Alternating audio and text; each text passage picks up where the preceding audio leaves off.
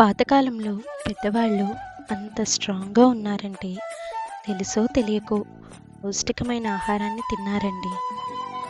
అలాంటి పౌష్టికమైన పాతకాలం వంటి ఈ పెసరట్టు కూర. ఈ పెసరట్టు కూరని తయారు చేసుకోవడానికి ముందుగా ఒక గ్లాసు పెసల్ని 6-7 గంటల పాటు నానబెట్టుకోవాలి. ఇప్పుడు నానబెట్టుకున్న పెసల్ని కొంచెం జీలకర్ర, సాల్ట్ వేసుకుని మెత్తగా గ్రైండ్ చేసుకోవాలి. ఇప్పుడు మసాలా కోసం 3 మీడియం సైజ్ ఉల్లిపాయ ముక్కలు, 2 టేబుల్ స్పూన్స్ ధనియాలు, 1 టేబుల్ స్పూన్ జీలకర్ర, మీ కారాన్ని బట్టి 4 నుండి 5 ఎండుమిర్చి, వెల్లుల్లి రెబ్బలు, 1 ఇంచి అల్లం ముక్క, ఏలక పండు, దాల్చిన చెక్క, లవంగాలు, అలాగే కొంచెం సాల్ట్ కూడా యాడ్ చేసుకొని స్మూత్గా గ్రైండ్ చేసుకొని పక్కన పెట్టుకోవాలి. ఇప్పుడు ప్యాన్ తీసుకొని దాంట్లో పైన కొంచెం ఆయిల్ వేసి 2 గరిటెల పిండితో ఊతప్పం థిక్నెస్ ఉండేలా పెసరట్టును పోసుకోవాలి.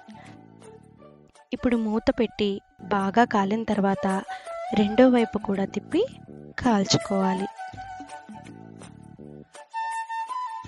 ఇలా పోసుకున్న పెసరట్లని చల్లగా అయ్యాక చిన్న చిన్న ముక్కలుగా కట్ చేసుకొని పక్కన పెట్టుకోవాలి. ఇప్పుడు స్టవ్ ఆన్ చేసి ప్యాన్ పెట్టుకొని దాంట్లో ఆయిల్ వేసుకొని ఆవాలు, మినపప్పు, శనగపప్పు, జీలకర్ర పోపు వేసి అవి కాసేపు వేగిన తర్వాత చిన్నగా తరిగిన పచ్చిమిర్చి, కరివేపాకు కూడా వేసి వేయించాలి. ఇవన్నీ బాగా వేగిన తర్వాత సన్నగా చెక్కులాగా తరిగిన 2 పెద్ద ఉల్లిపాయ ముక్కలు వేసి వేయించాలి.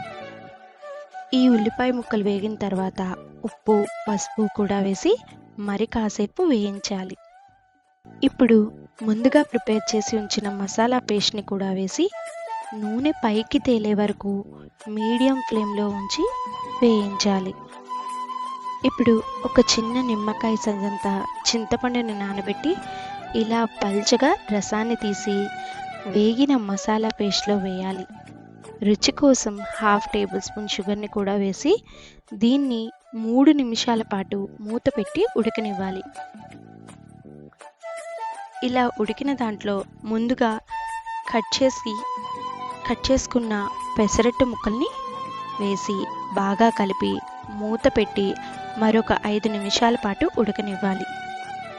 తర్వాత మూత తీసి కొత్తిమీర కూడా వేసి మరొక్కసారి కలిపి 1 నిమిషం పాటు మీడియం ఫ్లేమ్లో ఉడికించి స్టవ్ ఆఫ్ చేయాలి.